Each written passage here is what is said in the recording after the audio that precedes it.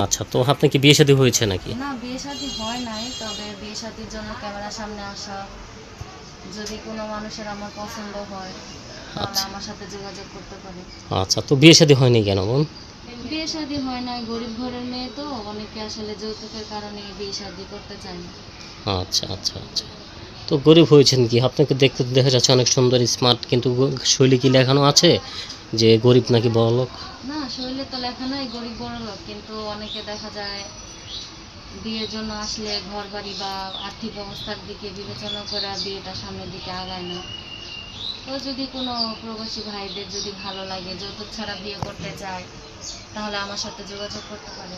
আচ্ছা, তো আপনি বলতে চাচ্ছেন যৌতুক ছাড়া যে আপনাকে বিয়ে করবে হ্যাঁ, হ্যাঁ। সেই আপনার সাথে যোগাযোগ করবে, জি, তাহলে জি। আপনি রাজি আছেন? জি, তাহলে আচ্ছা, আমি রাজি আছি। তো বাবা মা নেই নাকি?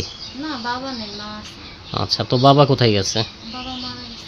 আচ্ছা, তো মা কি করে? মা এখন আপাতত কোনো কাজ কাম করে না, অসুস্থ তো। আচ্ছা, কয় ভাই বোন? গেলের ভাই নাই, বোন আছি আমরা দুইজন। আচ্ছা, তো আপনি বড় নাকি ছোট? না, আমি বড়। আপনিই বড়। তো ছোট বোনের বয়স কত? এই 15 বছর। 15 বছর। আচ্ছা, তো এখন ছোট বোন আর আপনাকে নিয়ে কি চিন্তা করছেন?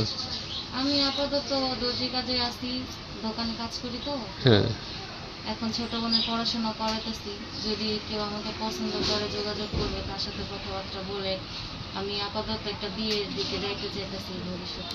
আচ্ছা, আর এই যে যে ভাষা প্রতিবেদন করতেছি, এটা আসলে এলাকার এক ভাবির বাসা, এখানে বসে প্রতিবেদন করা।